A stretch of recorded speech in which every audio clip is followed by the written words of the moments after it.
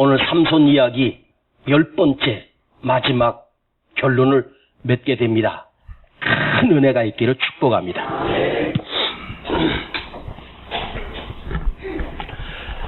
로마의 황제였던 또한 철학자였던 마르쿠스 황제가 포악한 왕이었고 기독교를 압살 정책을 썼던 로마의 황제였습니다. 그런데 그 마르쿠스 황제가 철학자이기도 하답니다. 그런데 그의 말 하나가 잔상에 남아요. 이렇게 말했습니다.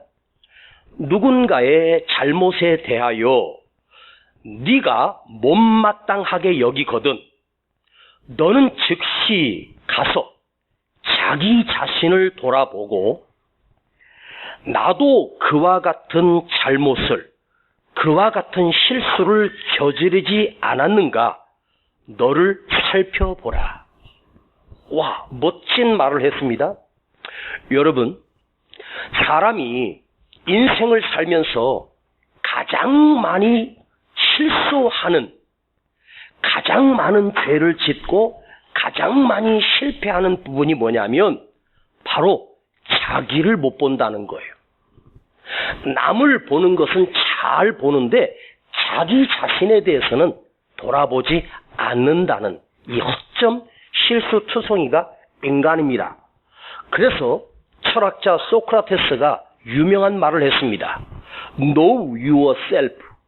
너 자신을 알라. 너 자신을 알라. 이 단 한마디가 아주 유명한 소크라테스의 그 명언 중에 명언입니다.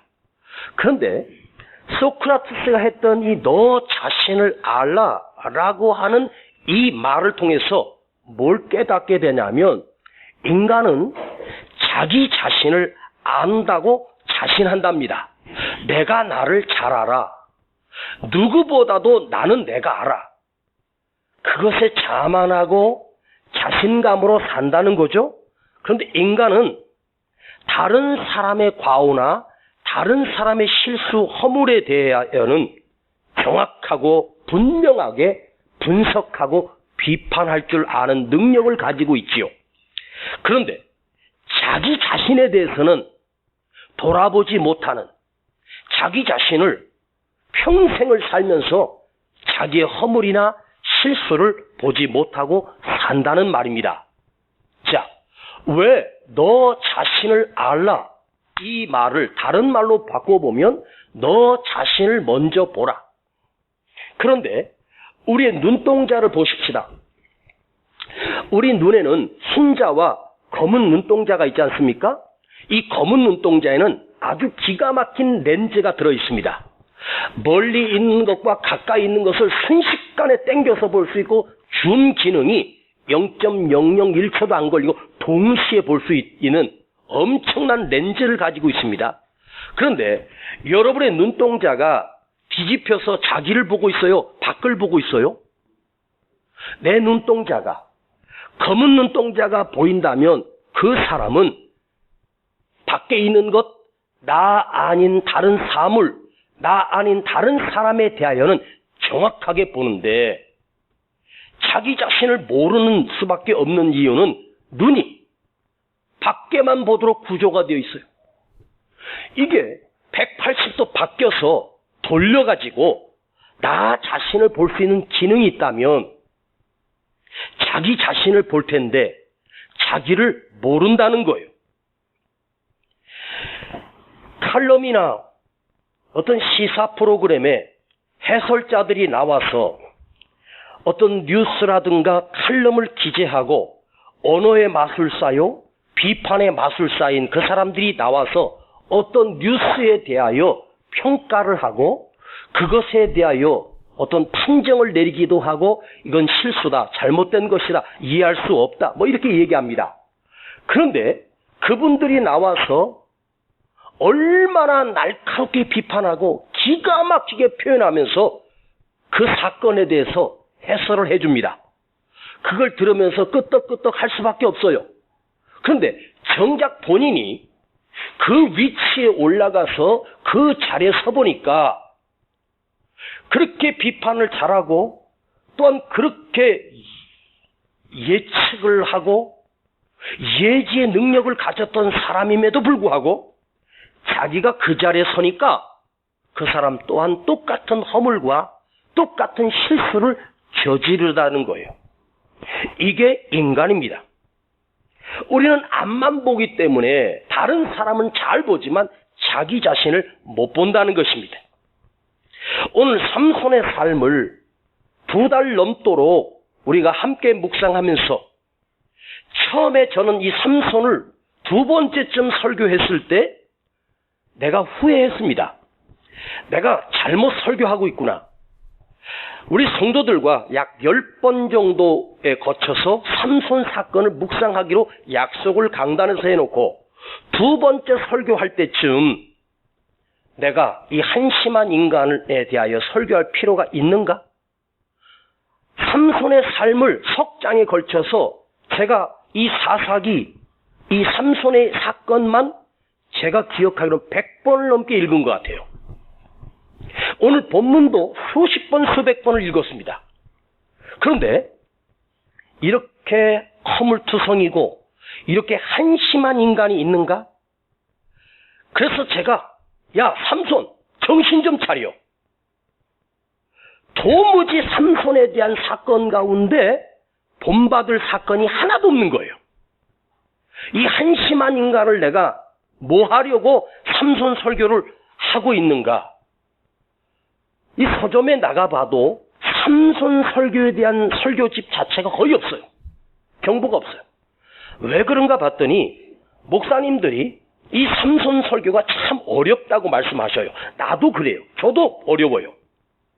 그런데 또 한 가지는 너무 한심하니까 설교할 가치를 못 느껴서 목사님들이 삼손을 그냥 넘어가 버린 것은 아닐까 생각을 해봤어요. 제가 이 삼손을 10번째 깨닫게 되는 것은 이 마지막 설교를 준비하면서 깨달은 게 있어요. 무릎을 치면서 삼손이 사사기에 나오는 삼손만 있는 게 아니라 삼손이 여기도 있구나. 삼손 같은 인간이 바로 나 자신이었구나. 내가 바로 이 한심한 삼손은 아닐까? 이런 생각을 한번 해봤어요. 자, 삼손의 전체적인 삶을 단 한마디로 말하면 하나님의 계획을 망쳤고 실패했고 그야말로 크게 보고 멀리서 보아도 분명한 것은 삼손이라고 하는 사사는 실패한 사사 중에 한 사람입니다.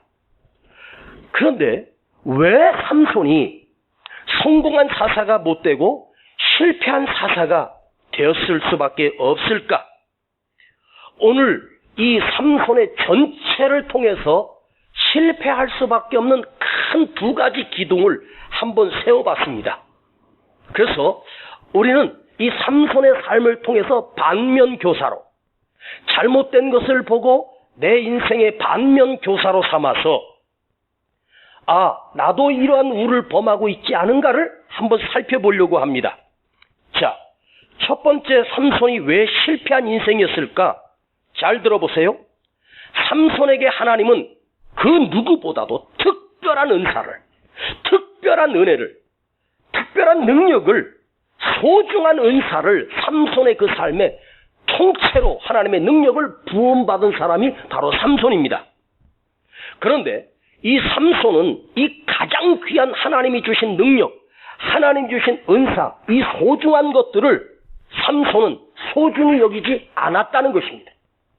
하나님이 주신 것들에 대하여 내가 이걸 귀하게 여기고 소중히 여기고 언제나 자기 자신을 돌아보고 초심을 잃지 않고 가야 되는데 너무 힘이 뛰어나고 능력이 있으니까 이게 자기 몸에서 나온 줄 알고 착각하고 경거망동하다가 패가망신한 인생이 바로 삼손입니다. 특별히 하나님이 우리에게 주셨던 은사들, 그 큰 능력들을 얼마나 귀하게 여기고 있는가, 이걸 얼마나 소중하게 여기고 있는가, 이게 우리 신앙의 승패가 달려 있습니다. 그걸 장난처럼 여기다가 망한 사람, 누구라도 여기 있는 모든 우리 모두도 하나님이 주신 각각의 달란트, 은사가 있지 않습니까? 그걸 여러분들이 귀하게 여기지 않고 소중하게 여기지 않고 쓰레기처럼 버리면서 산다면 내 삶 또한 삼손처럼 비참한 최후를 맞이할 수밖에 없고 버림받은 인생이 될 수밖에 없다는 사실입니다. 그런데 이 삼손을 묵상하면서 자, 다시 한번 13장 5절로 돌아가서 한번 우리 삼손에게 하나님이 어떤 섭리가 있었는지를 한번 살펴보십시다. 삼손이 태어나기 전에 하나님께서 마노아에게 말씀하셨던 말씀이에요. 13장 5절입니다. 시작. 보라, 내가 잉태하여 아들을 낳으리니 그 머리에 삭도를 대지 말라. 이 아이는 태에서부터 나옴으로부터 하나님께 바치운 나실인이 됨이라. 그가 블레셋 사람의 손에서 이스라엘을 구원하기 시작하리라. 하나님이 특별히 예비하시고 준비하셔서 마노아에게 태어나게 하실 때 삼손을 통해서 하나님의 큰 계획은 블레셋의 압제에 있는 이스라엘을 구원하기 위해서 블레셋을 이기고 이스라엘 백성을 다시 세우기 위하여 엄청난 계획을 가지고 그것도 특별한 나실인으로 택함을 받은 백성으로 삼손이 태어나게 됐다는 말입니다. 그래서 이스라엘을 블레셋에서 구원해낼 자로 하나님께서 예비하여 주셨어요. 하나님께서 그가 태어나기도 전부터 섭리하시고 계획하셔서 그렇게 태어난 삼손은 어떻게 살아요? 부모가 수도 없이 너는 나실이냐? 하나님이 너에게 이스라엘을 구원할 자로 너를 세웠어. 너는 영적인 지도자야, 선지자야. 이렇게 주입시키지 않았겠습니까? 근데 그런 것들을 시시하게 여겼어. 그리고 여자 꽁문이나 쫓아다니다가 비참하게 망한 사람이 삼손입니다. 그런데 이 삼손이 바로 우리 자신은 아닐까? 나 자신은 아닐까를 충격적으로 받아들이기 시작했습니다. 제 마음속에 나도 모르게 쿵 하는 소리가 들렸습니다. 저는 죄송하지만 제 이야기를 잠깐 드리겠습니다. 여러분 수도 없이 들으셨겠지만 그래도 한 번 더 들어보십시오. 저는 태어날 때 목사의 가정에서 태어났습니다. 저희 아버지는 제가 태어날 때 목회자였습니다. 제가 태중에서 태어나기도 전부터 제 위로 3살 터울에 한 서너 살 정도 터울에 위에 형이 하나 있었습니다. 그 형의 이름은 이영세였습니다. 왜냐하면 우리 집안은 세자 돌림이기 때문입니다. 이문세, 이현세 같은 집안입니다. 그런데 그 영세 형이 돌도 되지 않았을 때 저희 어머니가 교회를 가던 중에 시골에 그 포대기 없고 그 또랑을 건너가다가 홍수철에 그만 거기에 미끄러져 거기에 떨어지면서 저의 형이었던 그 영세를 하나님께서 데려가셨습니다. 저 밑에서 한참 밑에서 나뭇가지에 걸려있는 아기 시신을 발견하게 됩니다. 그때 저희 아버지는 병이 들어 아이를 낳을 수 있는 힘이 없었습니다. 저희 어머니는 성전에 가서 울면서 하나님께 서운하며 기도했습니다. 다시 아들을 주시면 하나님의 종으로 드리겠습니다. 눈물로 새벽마다 저녁마다 시간 될 때마다 저희 어머니는 울면서 기도하셨답니다. 그리고 4년 만에 기적적으로 하나님께서 잉태하게 하셨는데 그 태 속에 생긴 아기가 바로 저였습니다. 그리고 저희 어머니는 태에서부터 기도했습니다.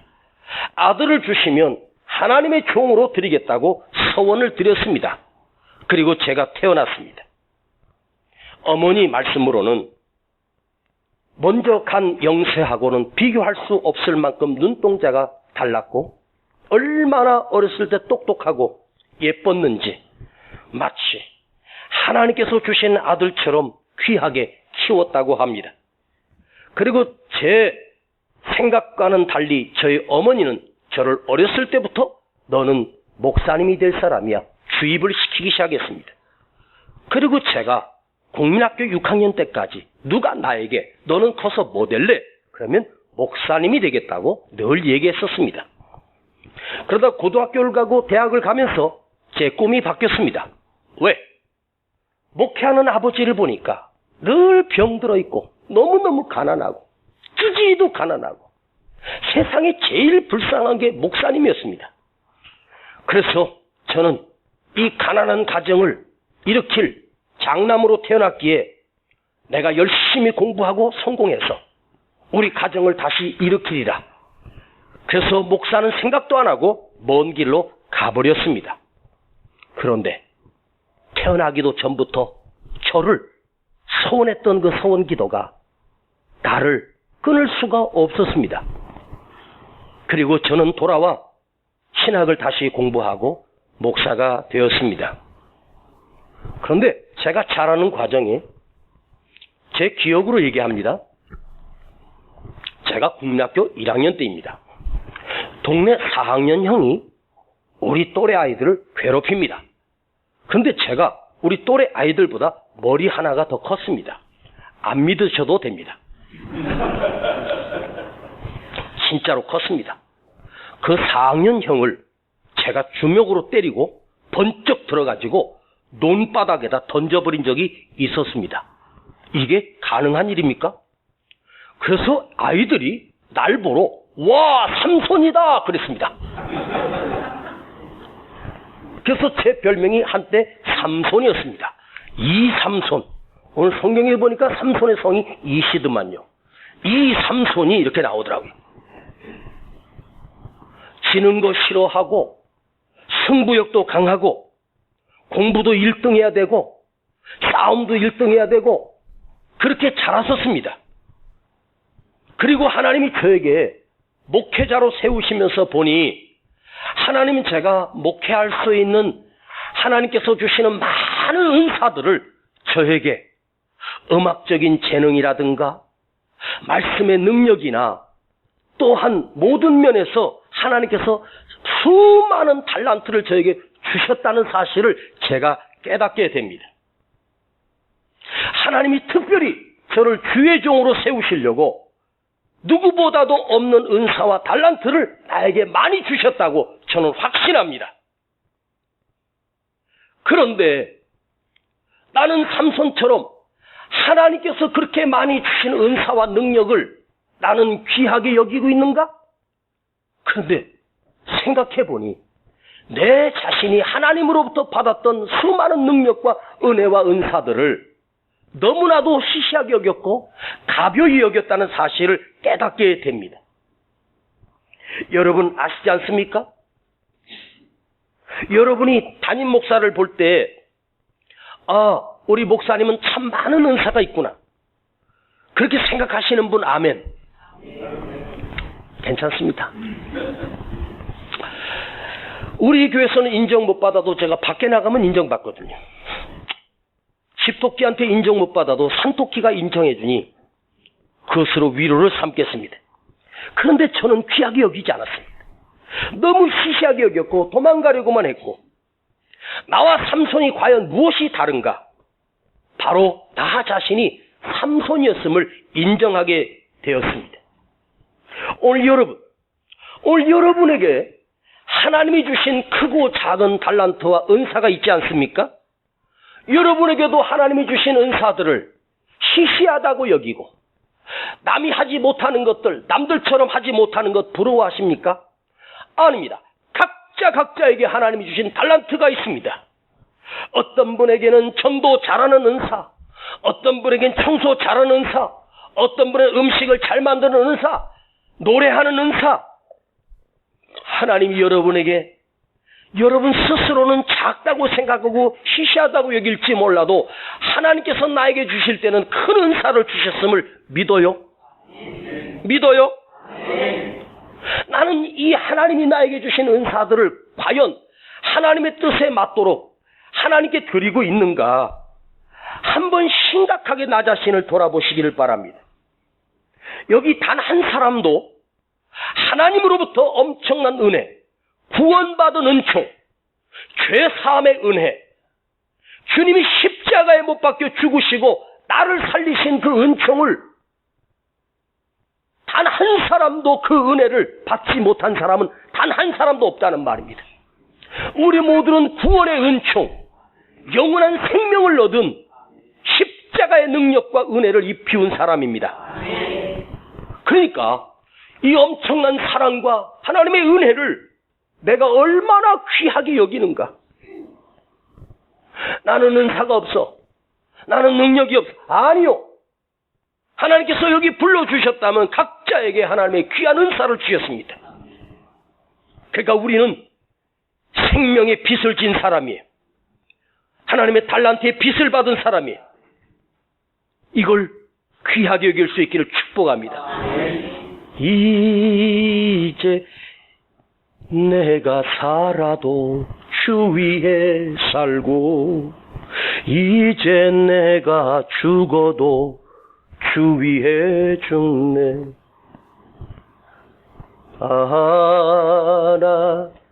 하나님의 은혜로 있을 데 없는 자 왜 사랑하여 주는지 난 알 수 없도다. 숨쉬는 모든 순간마다 주님은 나와 함께 계셨고 나를 도우시고 하나님의 은사와 은혜와 달란트를 부어주셔서 지금까지 내가 살아왔음을 반드시 기억하십시다. 또 하나, 삼손이 그 평생에 놓쳤던 것들, 두 번째, 삼손이 모르고 있었던 것들은 무엇일까를 곰곰이 묵상해 보았습니다. 두 번째입니다. 잘 들으십시오. 삼손은 하나님이 단 한 번도 삼손을 떠난 적이 없었습니다. 즉 삼손의 인생에 하나님이 삼손과 함께 하심이 날마다 있었습니다. 그런데 하나님께서 나와 함께 하심, 하나님이 나와 인도해 주시고 동행해 주심, 이것이 얼마나 큰 능력이고 이것이 얼마나 큰 축복인데 이것도 귀한 줄 모르고 자기 힘만 믿고 자기 능력만 믿고 날뛰다가 두 눈이 뽑혀서 재주 부리고 있고 비참한 신세가 되지 않았습니까? 하나님이 나와 함께 하심, 하나님이 나와 함께 하심을 여러분 아십니까? 자, 16장 20절을 보십시다. 오늘 사사기 16장 20절을 다시 한번 본문에 20절을 보시겠습니다. 16장 20절입니다. 들릴라가 가로되 삼손이여 블레셋 사람이 당신에게 미쳤느니라 하니 삼손이 잠을 깨며 이르기를 내가 전과 같이 나가서 몸을 떨치리라 하여도 여호와께서 이미 자기를 떠나신 줄을 깨닫지 못하였더라. 자, 절 보세요. 여호와께서 이미 자기를 떠난 줄 알지 못했다고 말해요. 전과 같이 내가 힘을 발해서 블레셋 군대를 다 박살낼 거라고 일어났는데 아무 힘이 없는 거예요. 삼손에게서 힘이 빠졌어요. 머리가 잘리고 나서. 그런데 힘이 빠진 게 아니라 성경은 뭐라고 해석하냐?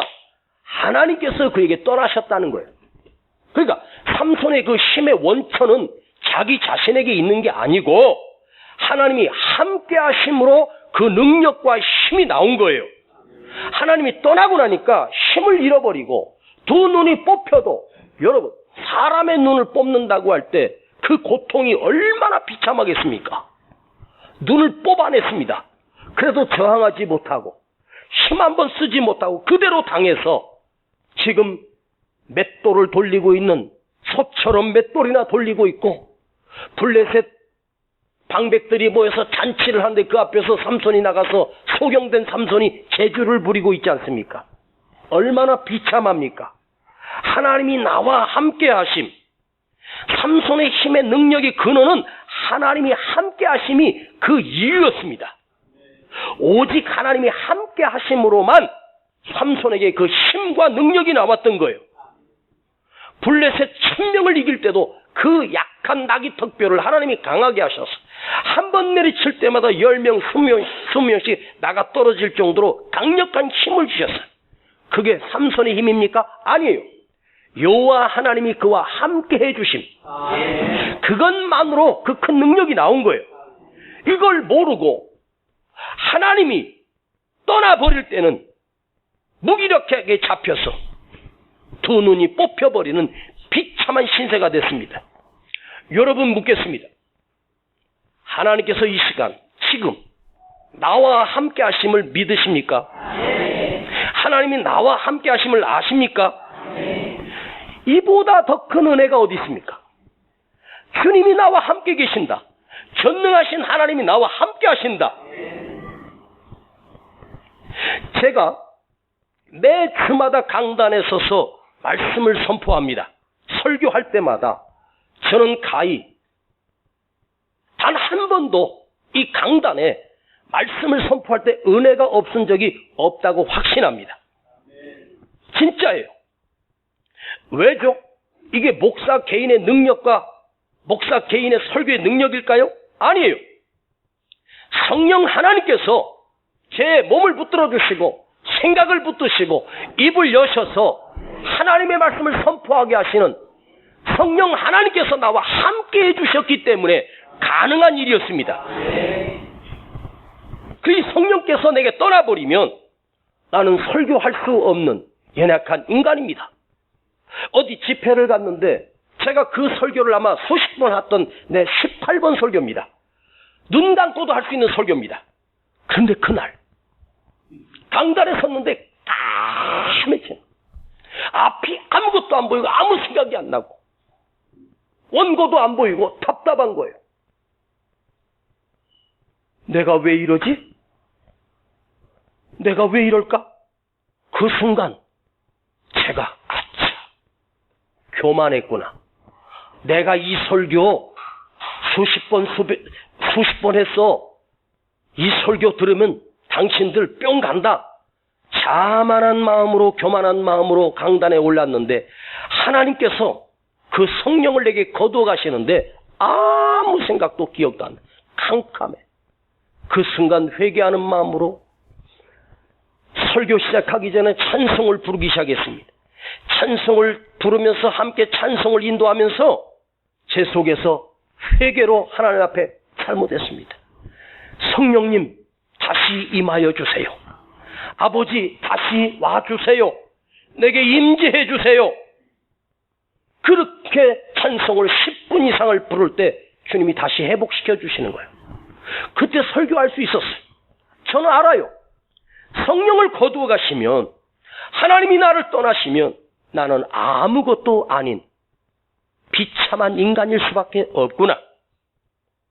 자, 여호수아 1장 5절에 하나님께서 모세를 대신하여 여호수아를 모세 후임자로 다음 지도자로 세우셨을 때 젊은 청년 여호수아는 너무 두려웠습니다.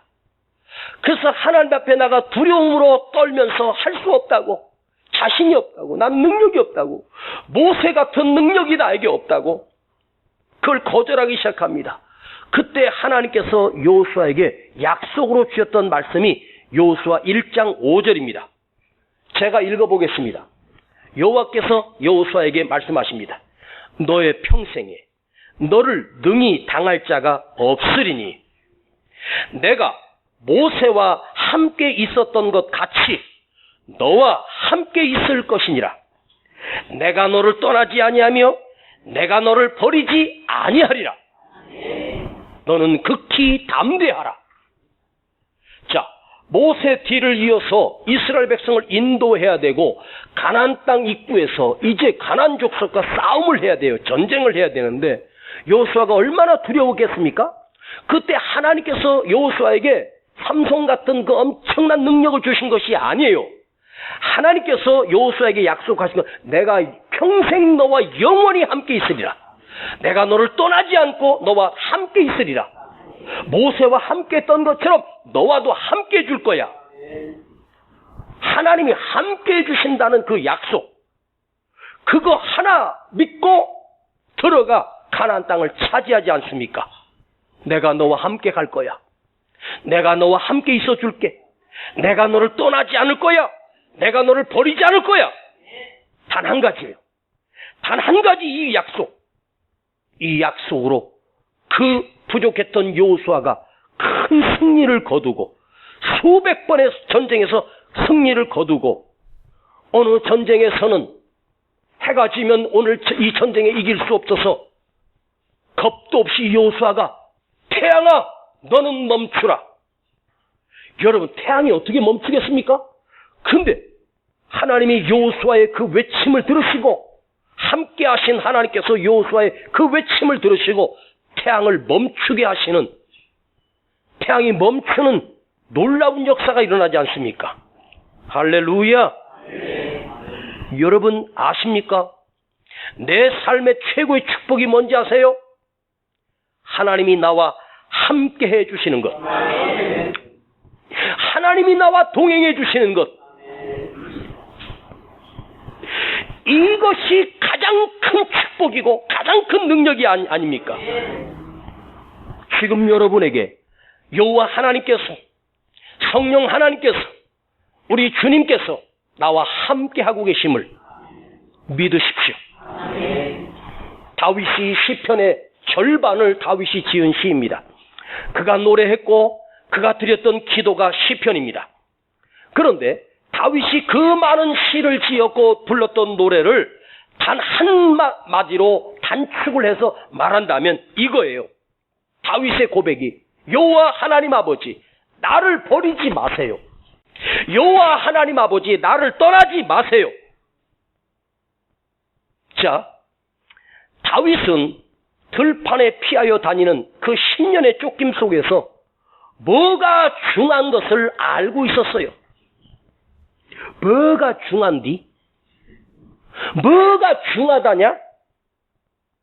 여러분은 뭐가 중요해요? 이 부자 되고 건강해지고 내 생각대로 되고 성공하고 행복하고 부족함 없이 사는 것이 여러분에게 가장 중요한 일입니까? 아니에요. 아니에요. 아버지 하나님이 날 떠나지 않는 거예요. 하나님 나와 함께 해주세요.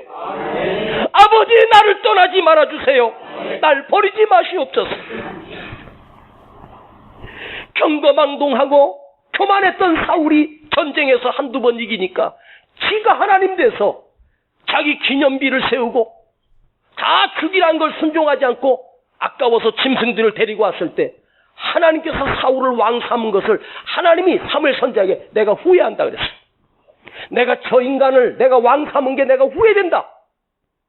그때 성경은 뭐라고 기록되어 있어요? 여호와의 신이 사울에게서 떠나매 하나님의 신이 그가 기름 부음 받았을 때 여호와의 신이 그에게 듬뿍 부어줬어요.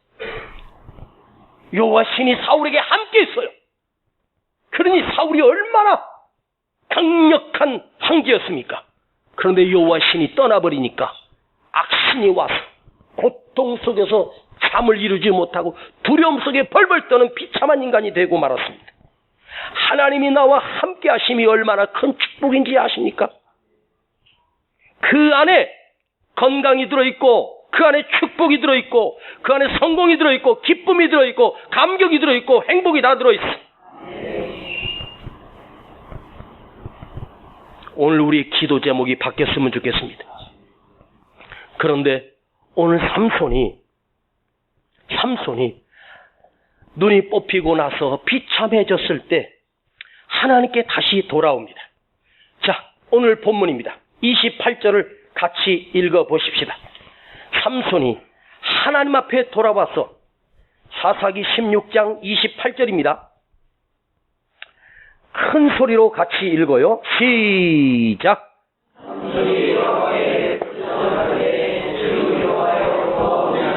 나를 생각하옵소서. 하나님이여 구하옵나니 이번만 나로 강하게 하사 블레셋 사람이 나의 두 눈을 뺀 원수를 단번에 갚게 하옵소서 하고 삼손이 평생에 두 번 드렸던 기도, 그 앞에 1,000명을 죽이고 목이 말라 힘이 목마르고 죽게 되었으니 하나님 앞에 물을 달라고 기도했을 때 하나님께서 에나골에 샘을 터치게 하셔서 그 물을 먹고 다시 살게 합니다. 그러니까 삼손은 위기 때 지가 힘들면 그때 하나님을 불러요. 여호와께 부르짖어 구하옵나니 나를 생각하옵소서. 나를 생각하옵소서. 한 번만 나를 강하게 하옵소서. 뭐죠? 이 말씀을 한마디로 바꾸면 내게 다시 와주세요. 떠나셨던 하나님이 내게 다시 오세요. 하나님 나 버리지 마세요. 단 한 번만이라도 내게 와주셔서 나를 회복시켜 주세요. 위기 앞에서 드렸던 그 기도를 하나님이 들으시고 하나님이 다시 삼손에게 임하여 주셨어요. 날 버리지 마세요. 다시 와주세요, 아버지. 이 기도를 간단히 줄이라면 저는 두 글자로 줄이고 싶어요. 두 글자. 하나님, 이번만 나를 강하게 하소서. 저들을 물리치게 하옵소서. 나를 생각하옵소서. 이걸 단 한마디로 주면 두 글자입니다. 크게 아멘 해봐요. 제가 말씀드릴 테니까 크게 아멘 해요. 이번에 임재. 한 번 더. 임재.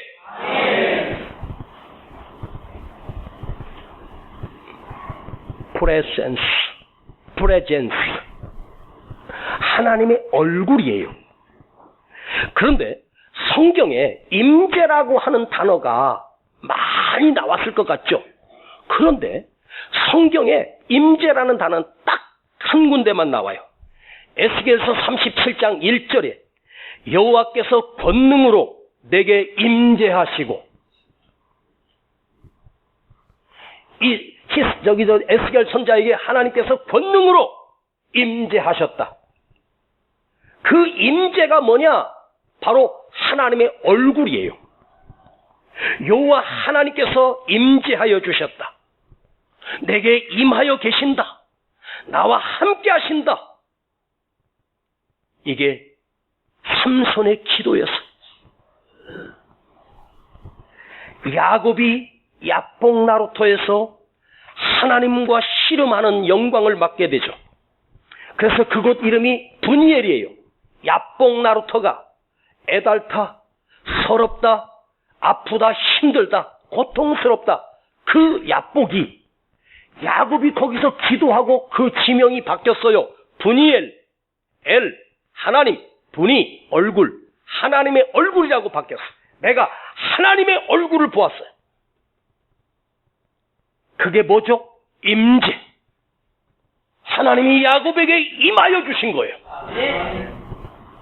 그래서 그 분예를 본 야곱이 이제 더 이상 에서가 군대 400명 데리고 왔던 4,000명을 데리고 왔던 두렵지 않았습니다.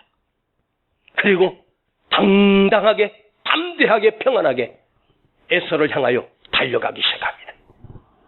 그때 에서가 달려와 야곱을 끌어안고 동생아 20년 만에 화해가 이루어집니다.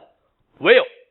여호와의 임재의 능력이 20년 동안 이를 갈았던 칼을 갈았던 원수가 다시 화해하게 되는, 그리고 원수였던 에서가 야곱의 편이 되어주고 야곱을 돕게 되는 놀라운 역사가 일어나요.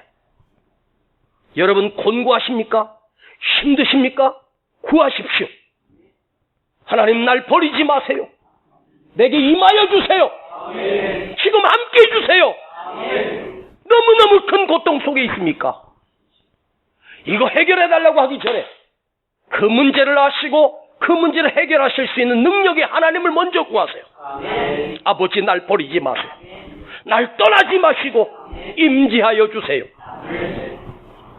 제가 처음 개척했을 때 수많은 착오와 실패를 거듭하면서 너무너무 힘들고 곤고한 삶을 살 때가 있었습니다. 이제는 목회를 그만해야 될까? 설교도 못하겠고 너무너무 답답할 때 강단에 엎드려 하나님 앞에 내 평생에 그렇게 간절한 기도를 드린 적이 있었던가? 대낮에 제가 그 성전에 들어가서 그 강단에 엎드려서 울면서 하나님께 드렸던 기도가 있었습니다. 그 기도는 아주 단순했습니다. 나도 모르게 내 입에서 그 기도가 나왔어요. 두 손을 높이 들고, 아버지, 나 좀 만져줘요. 아버지, 나 한 번만 만져주세요. 너무 힘들어요. 너무 아파요. 나 좀 살려주세요. 그렇게 울면서 드렸던 기도가 있었습니다. 그 절규하듯 너무너무 힘들고 너무너무 곤고하고 사방이 가로막혀 있고 내 인생이 끝장난 것 같은 비참한 상황 속에서 드렸던 기도가 아버지, 나 한 번만 만져주세요. 하나님이 오셔서 나 한 번만 만져주면 내가 이 비참한 구렁텅이에서 다시 나올 것 같고 회복될 것 같아서 아버지, 나 한 번만 만져주세요. 그때 주님이 제게 다가오셔서 내 손을 잡아주시고 나를 안아주시고 나를 붙들어주시고 나를 어루만져 주시는 거예요. 로뎀나무 아래 앉아서 그 능력의 선자 엘리야가 죽기를 간구해요. 자살하려고 온 거예요. 하나님, 나 좀 죽여주세요. 그때 하나님께서 당신의 천사 사자를 보내 그 지쳐있는 엘리야를 어루만져 주셔요. 숯불에 구운 떡을 그에게 먹이시고 또 와서 어루만져주고 어루만져주고 엘리야가 다시 회복돼서 호렙산까지 다시 달려갑니다. 아십니까? 하나님이 임하신 거예요. 지금 생각해보면 하나님, 나 좀 만져줘요. 이건 뭐예요? 아버지, 나 버리지 마세요. 나 좀 만져주세요. 나 좀 다시 살려주세요. 그 단 한마디 기도가 아버지 하나님의 임재가, 임하심이, 임할 임자에 있을 게 임하여 내 안에 계시는 거예요. 여러분, 힘드십니까? 힘들 때일수록 기도는 단순해야 돼요. 기도 복잡하면 우리 아버지도 헷갈리십니다. 유창할 필요 없어요. 멋진 단어도 소용없어요. 아버지, 나 한 번만 만져주세요. 나 좀 만져줘요. 나 좀 살려주세요. 이 기도가 하나님이 날 버리지 아니하시고 다가오셔서 날 어루만져 주시는 것. 죽음 앞에 선 히스기야가 벽 앞에서 기도합니다. 히스기야의 기도를 분석해보면 단 한마디예요. 하나님, 나 좀 살려주세요. 나 좀 살려주세요. 나 좀 만져주세요. 하나님이 히스기야의 기도를 외면하지 않았습니다. 그날 밤 죽어야 될 히스기야가 하나님이 그 생명을 연장시켜 주십니다. 할렐루야. 이제 말씀을 마치겠습니다. 28절을 다시 한번 보십시다. 자, 우리 큰 소리로 다시 한번 이 말씀을 해석하고 마치려고 합니다. 자, 시작. 삼손이 여호와께 부르짖어 가로되 주 여호와여 구하옵나니 나를 생각하옵소서. 하나님이여 구하옵나니 이번만 나로 강하게 하사 블레셋 사람이 나의 두 눈을 뺀 원수를 단번에 갚게 하옵소서 하고, 자, 이번만 나를 강하게 하사 한 번만 힘을 주세요.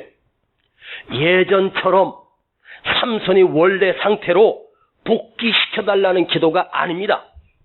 지금 마지막 죽기 전에 그때 그 힘을 다시, 그때 그 하나님이 다시 내게 와주세요. 그리고 30절에 뭐라고 고백해요? 저 원수 블레셋 사람들과 함께 죽기를 원하나이다. 굉장히 중요한 메시지입니다. 아버지, 눈이 뽑힌 채 이렇게 비참하게 죽을 수는 없지 않습니까? 내가 마지막에 죽기 전에 하나님의 뜻을 이루고라도 가야 되지 않겠습니까? 하나님, 내가 마지막 죽기 전에 당신의 사명을 감당하려면 힘이 필요합니다. 아버지가 필요합니다. 아버지, 다시 와주세요. 자, 이걸 다시 해석해보면 아버지, 나 좀 살려주세요. 아버지, 나 좀 떠나지 마세요. 이제 다시 와주세요. 임재하여 주십시오. 이게 무슨 뜻일까요? 다시 살려주시면 제가 열심히 사명 감당해서 이스라엘을 블레셋에게서 구원하겠습니다. 그런 뜻이 아니에요. 다시 살려주시면 죽겠습니다예요. 다시 살려주시면 살겠습니다가 아니라 내가 저들과 함께 죽겠나이다. 다시 힘을 주시면, 다시 회복시켜 주시면 죽겠나이다. 사명이 뭔지 아십니까? 내가 죽고 주님이 사는 것이 사명입니다. 나도 살고 하나님도 사는 게 없습니다. 내게 다시 힘을 주시면 주를 위하여 죽겠나이다. 멋지게 죽겠습니다. 원수를 갚고 죽겠습니다. 오늘 사랑하는 여러분, 하나님이 임재하심이, 도우심이 왜 필요할까요? 주를 위해서 죽겠나이다. 아버지 뜻을 위해서 내가 죽겠습니다. 이게 삼손에게 오늘 묵상하며 마지막 설교입니다. 사랑하는 여러분, 우리가 하나님이 힘을 주시고 함께 해주시면 내가 더 복되고 내가 더 형통하고 내가 더 멋지게 사는 게 아니라 주를 위해 일하다가 주님의 사명 감당하다가 전도하다가 주님을 섬기다가 내가 죽겠습니다. 주를 위해서. 여러분, 어차피 우리는 이 세상을 떠나 죽을 수밖에 없는 인간이 아닙니까? 그런데 살려고가 아니에요. 내가 주를 위하여 죽겠나이다. 잊지 마십시다. 이걸 기억하십시다. 나 살려주시면 주를 위해서 주의 일 평생 감당하다가 죽겠습니다. 여러분이 주님께서 세우신 이 교회에 맡겨진 사명들이 있습니다. 크든 작든 여기서 내가 죽겠나이다. 기도합시다. 아버지,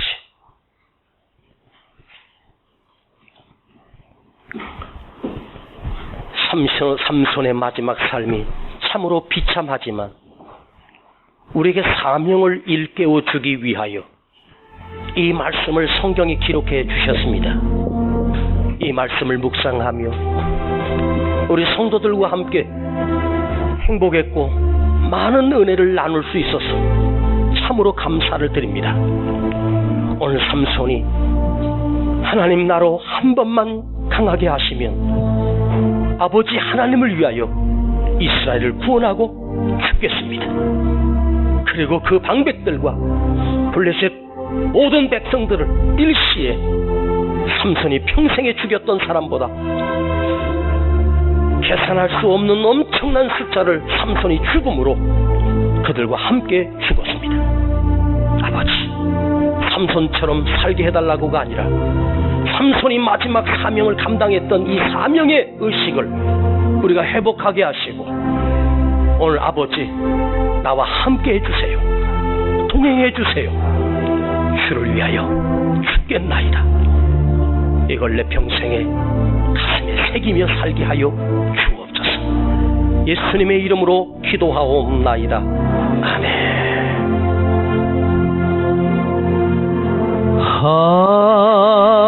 하나님이 나를 사랑하심을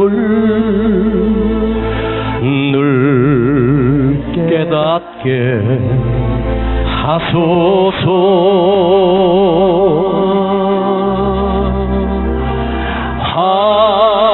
하나님이 나를 생각하심을 늘 기억하게 하소서. 우리 먼저 하나님 앞에 정성을 다하여 예물 드립시다. 하나님 지키심을 늘 감사하게 하소서.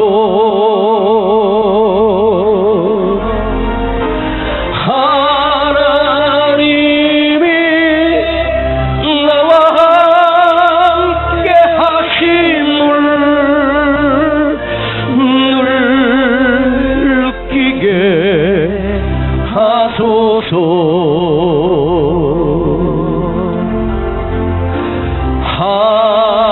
하나님이 나를 인도하심을 늘 깨닫게 하소서.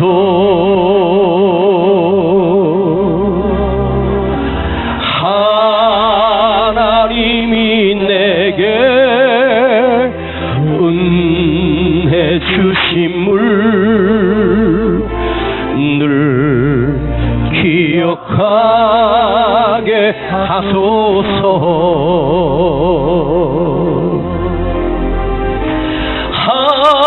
하나님이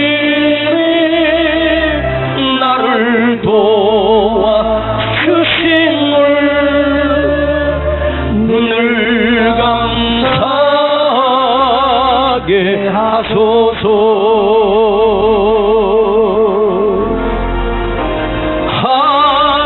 하나님이 나와 동행하심을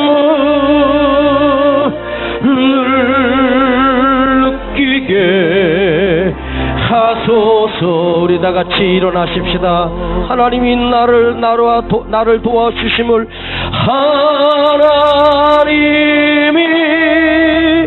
나를 도와주심을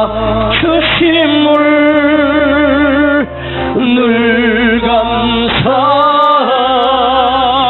하소서.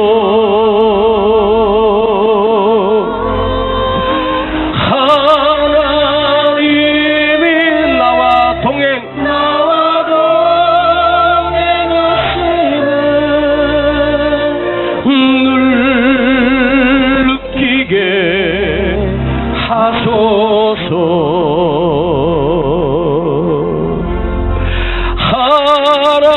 하나님이 나와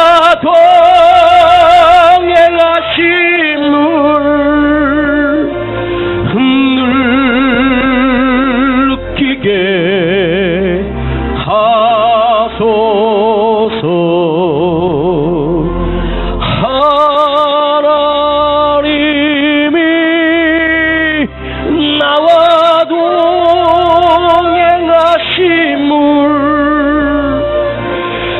늘 느끼게 하소서. 두 손을 가슴에 모으고 늘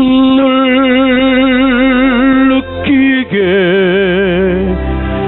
하소서.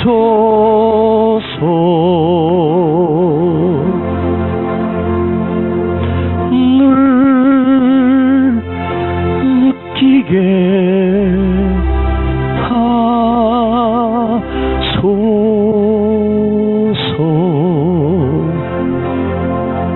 여러분, 아버지 하나님이 여러분과 함께 하심을, 지금 동행하심을 느끼십니까?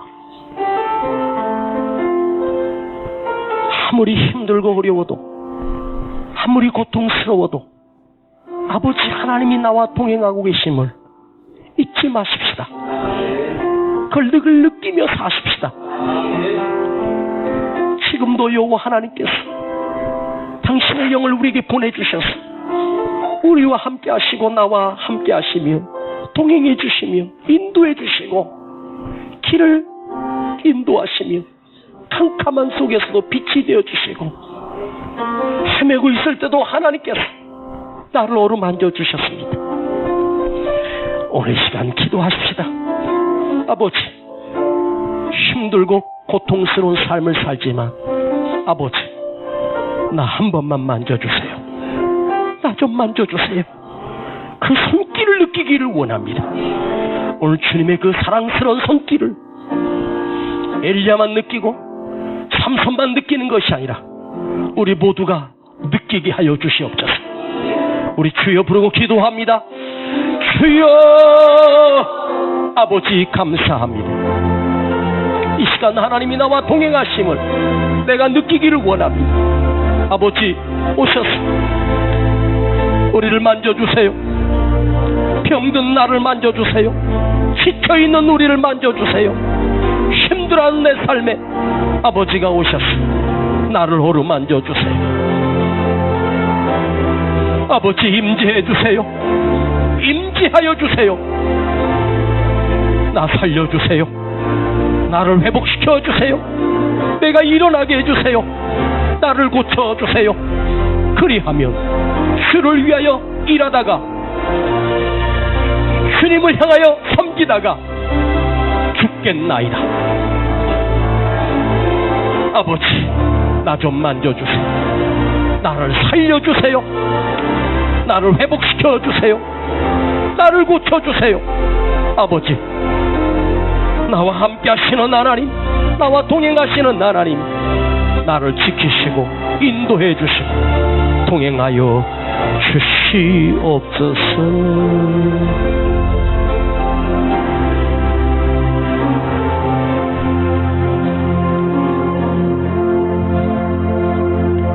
아버지 감사합니다.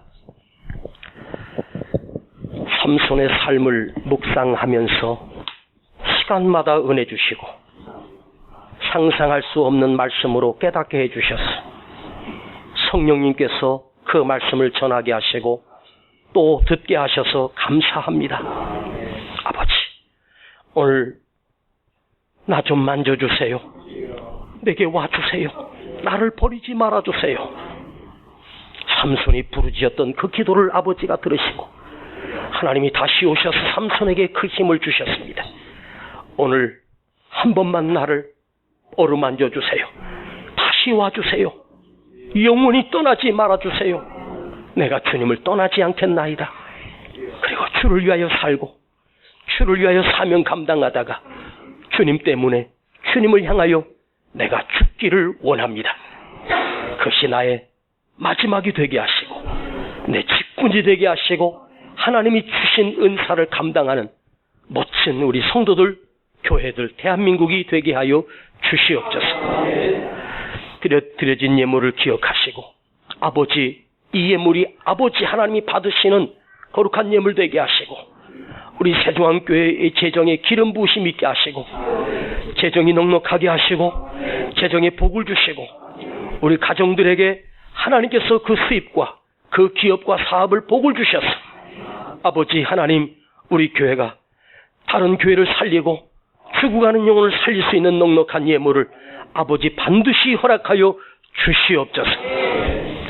지금은 우리 구주 예수 그리스도의 은혜와 아버지 하나님의 극진하신 사랑하심과 성령님의 감화감동 충만내의 교통하심이 오늘 나 좀 만져주세요. 나를 버리지 마세요. 나를 떠나지 마세요. 부르짖었던 삼손처럼 우리 모든 성도들과 그 가정과 그 자녀 위에 이제로부터 영원토록 함께 계실지어다.